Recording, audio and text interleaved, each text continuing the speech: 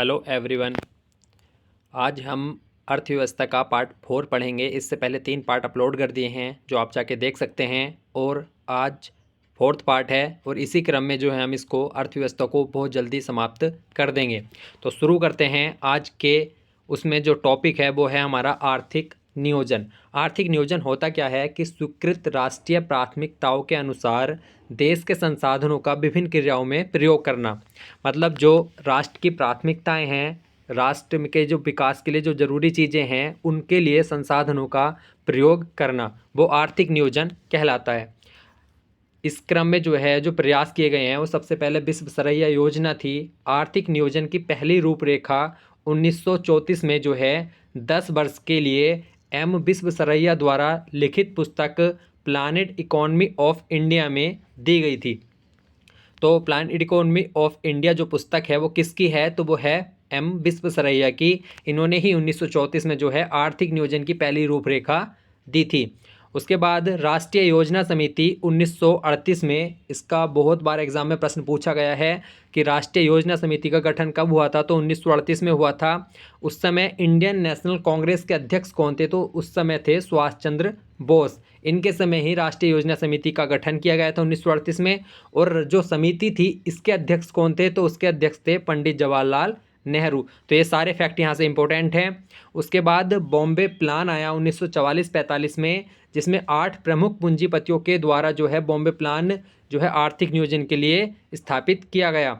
गांधीवादी योजना श्रीमन नारायण अग्रवाल ने 1944 में शुरू की, ये भी इम्पोर्टेंट है। जन योजना 1945 में एम.एन. रॉय द्वारा शुरू की गई, ये भी इम्पोर्टेंट है। सर्वोदय योजना 1950 जयप्रकाश नारायण, ये भी कई बार एग्जाम में पूछी गई है। अब बात करते हैं योजना आयोग की। योजना आयोग जो है एक जो आर्थिक नियोजन था, इसका क्रम जो है चलता तो आ रहा था, लेकिन इसके लिए कोई एक आयोग नहीं था, कोई मतलब इस प्रकार का जो उसको सारा डील कर सके। तो उसी क्रम में जो है योजना आयोग की स्थापना की गई। योजना आयोग क्या है, 15 मार्च 1950 को इसकी स्थापना हुई। ये संविधानेतर गैर संवैधानिक परामर्शदात्री निकाय है, क्योंकि इसका संविधान में कोई जिक्र नहीं है। इसको एक संसद द्वारा अधिनियम पारित करके जो है योजना आयोग की स्थापना की गई। तो 15 मार्च 1950 को जो है इसकी स्थापना की गई, संविधानेतर गैर संवैधानिक परामर्शदात्री निकाय।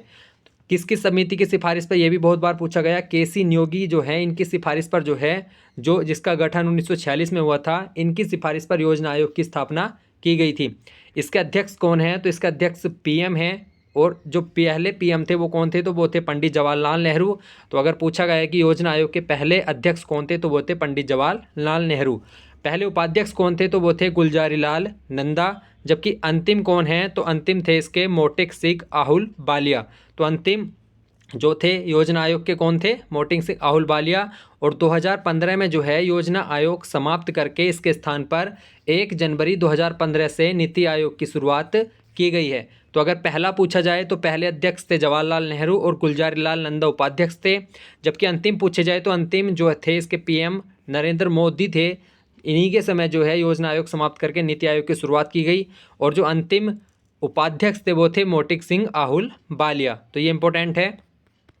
अब बात करते हैं राष्ट्रीय विकास परिषद की। तो जो पंचवर्षीय योजनाएं होती हैं उनको अंतिम स्वीकृति किसके द्वारा दी जाती थी, राष्ट्रीय विकास परिषद के द्वारा। इसकी स्थापना 6 अगस्त 1952 को हुई थी। प्रथम पंचवर्षीय योजना में ही इसकी स्थापना हो गई थी।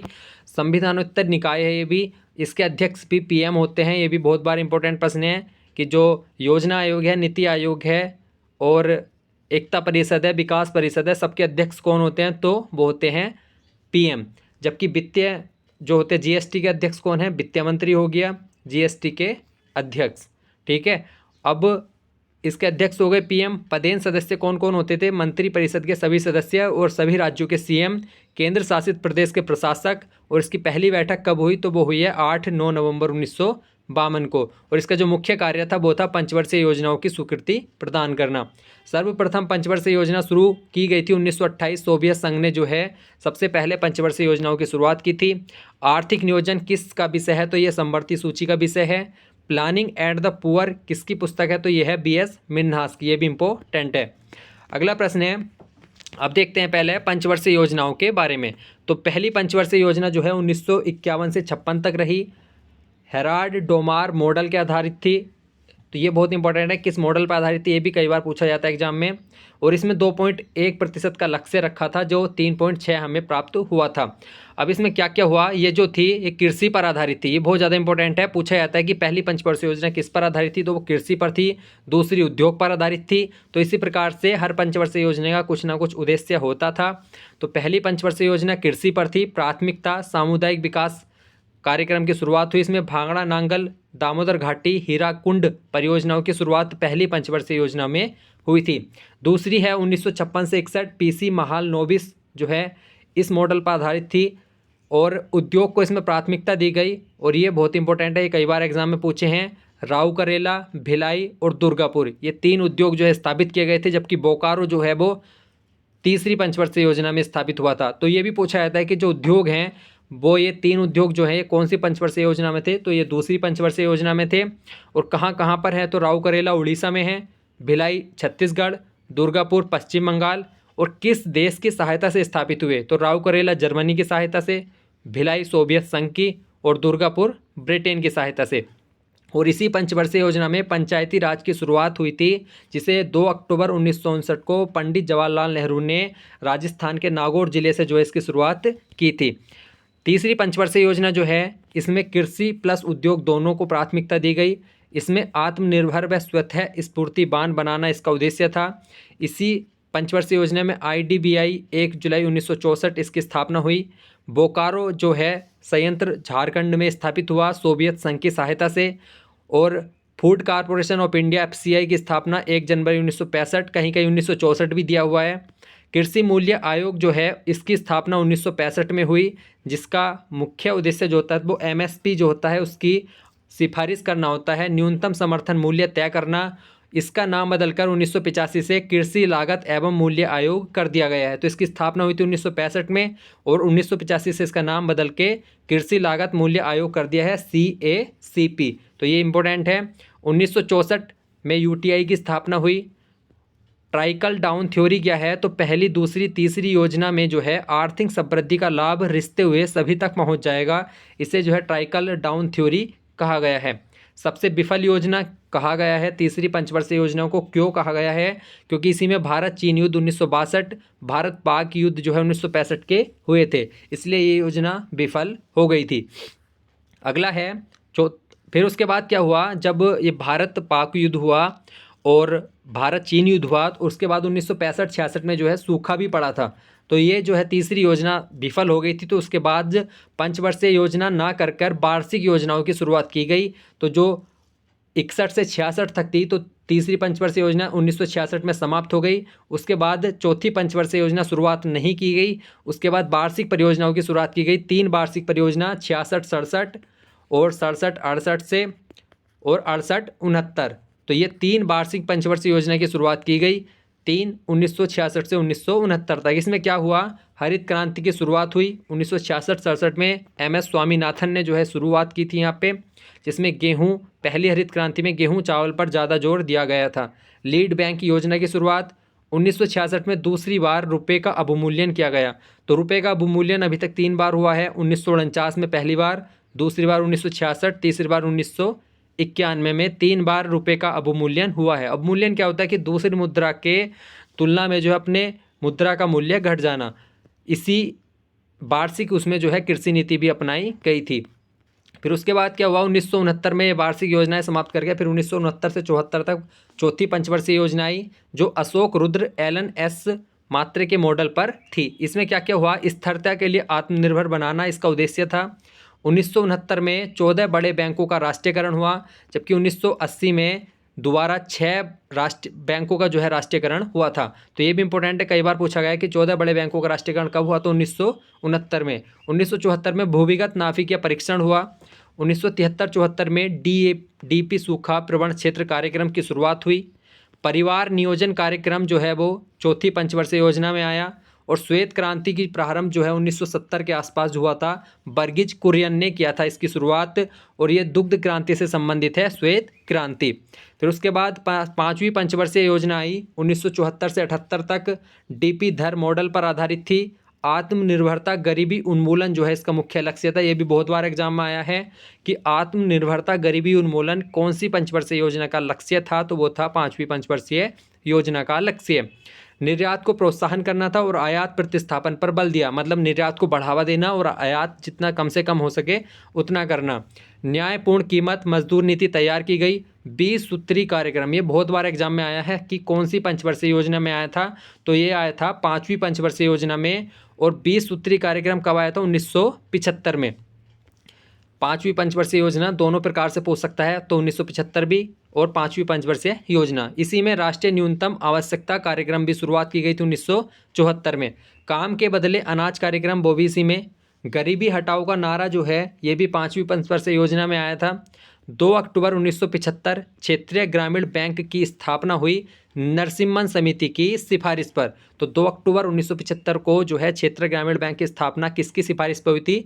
नरसिम्हन समिति की सिफारिश पर। जबकि 1987 से जो क्षेत्रीय ग्रामीण बैंक थे वो केलकर समिति की सिफारिश पर जो है नए बैंकों की स्थापना को पर रोक लगा दी है। अब पढ़ते हैं, अब ये जो है 5वीं पंचवर्षीय योजना जो है 1974 से 79 तक नहीं रही, इसे 78 में ही समाप्त कर दिया गया। किसने समाप्त किया? तो जनता पार्टी जो थी मोरारजी देसाई की, उसमें उन्होंने जो है 5वीं पंचवर्षीय योजना को 1 साल पहले ही समाप्त कर दिया। और उन्होंने क्या किया? अनवरत योजना रोलिंग प्लान लेके आए, जो किस पर आधारित थी? गुरनाल मिड्डल ने अपनी पुस्तक एशियन ड्रामा में इसका जिक्र किया है। तो जो एशियन ड्रामा पुस्तक है वो किसकी है? वो है गुरनाल मिड्डल की।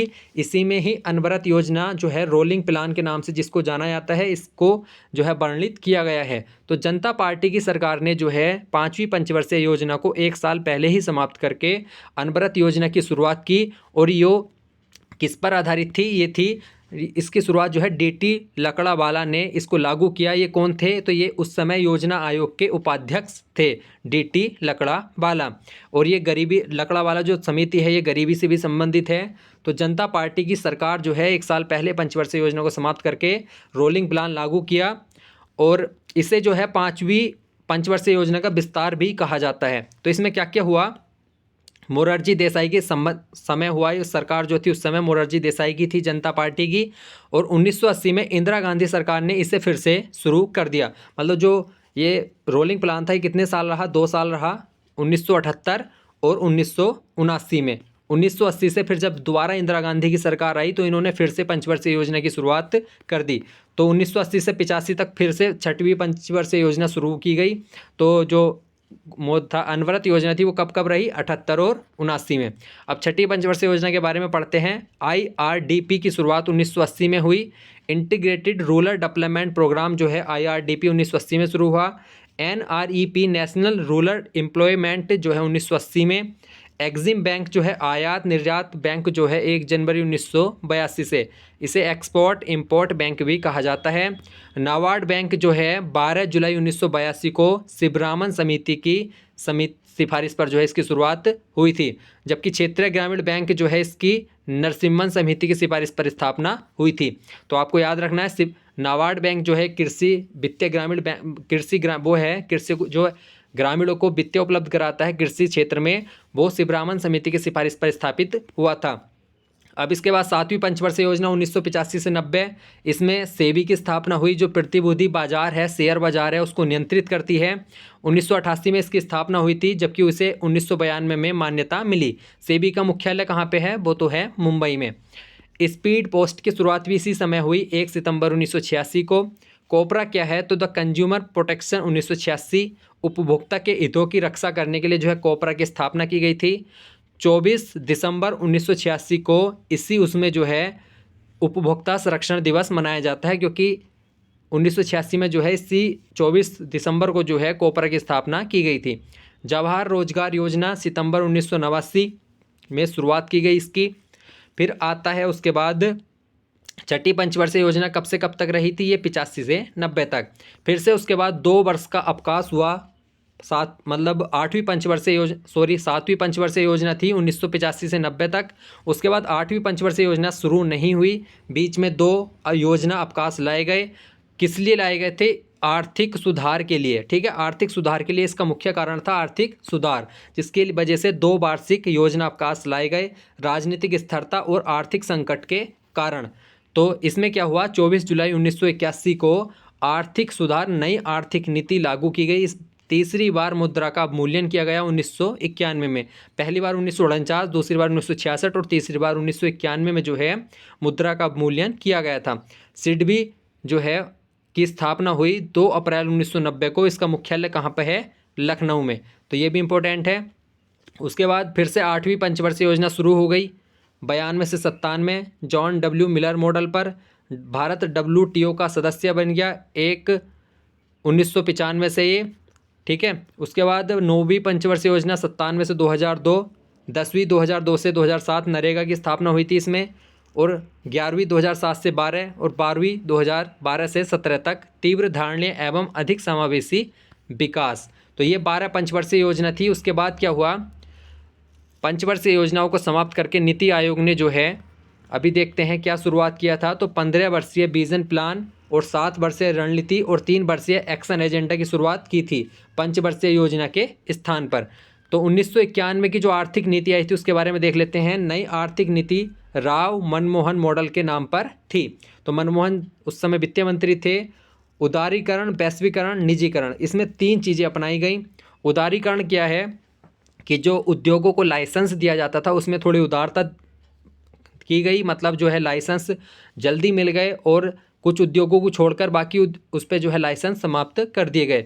वैश्वीकरण क्या है कि जो भारत की अर्थव्यवस्था है वो अन्य देशों के लिए इसमें व्यापार करने के लिए खोल दी गई। निजीकरण क्या है, तो इसमें जो है निजीकरण को बढ़ावा दिया गया। 24 जुलाई 1991 को नई आर्थिक नीति लागू की गई थी।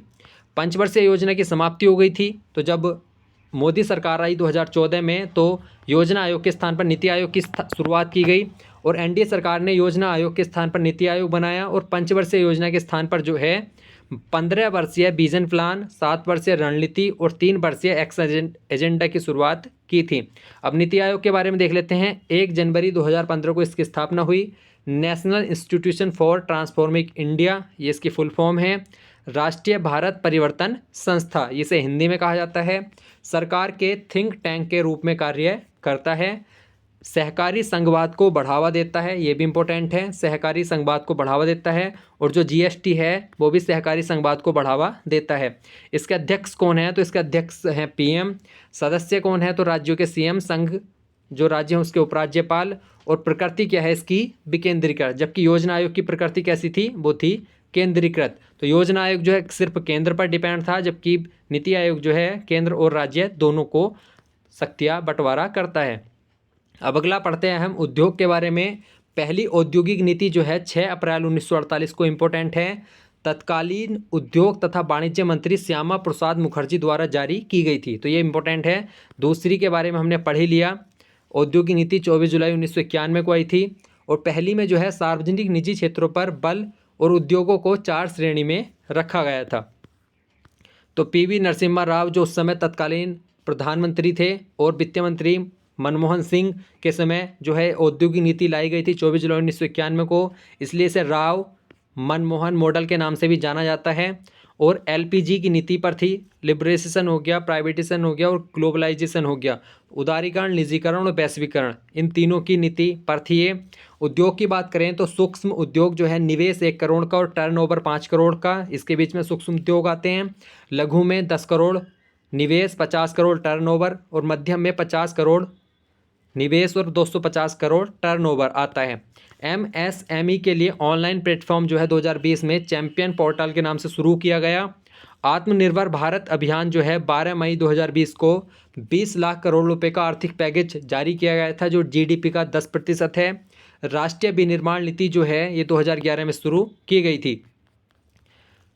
विशेष आर्थिक क्षेत्र क्या होता है, तो ये देश के अन्य क्षेत्रों की अपेक्षा उदार कानून होते हैं उस जगह पे।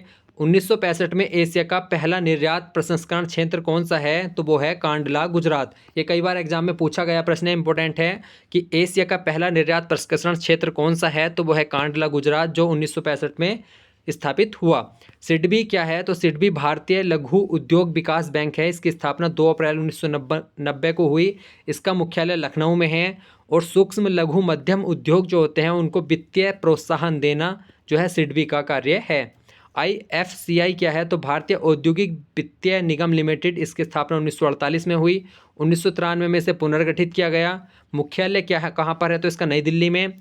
और इसका कार्य क्या है? तो वो है दीर्घकालीन वित्तीय उपलब्ध कराना, मतलब लंबे समय तक जो है वित्तीय उपलब्ध कराना। ICICI क्या है? तो भारतीय औद्योगिक शाखा एवं निवेश लिमिटेड। 5 जनवरी 1955 को इसकी स्थापना। इसका भी उद्देश्य जो है लंबे समय तक जो है ऋण उपलब्ध कराना। इसका मुख्यालय कहाँ पे है? मुंबई में। एक्जिम बैंक क्या है? तो 1982 में इसकी स्थापना हुई। आयात निर्यात बैंक इसको कहा जाता है। तो जो आयात निर्यात होता है उसको ये देखता है। और इसका मुख्यालय कहाँ पे है? मुंबई में। NHB क्या है? तो राष्ट्रीय आवास बैंक। 9 जुलाई 1988 को रंगराजन समिति की सिफारिश पर इसकी स्थापना हुई। इसका मुख्यालय कहाँ पे है? नई दिल्ली में। और ये RBI का एक अनुषंगी संस्थान के रूप में कार्य करता है।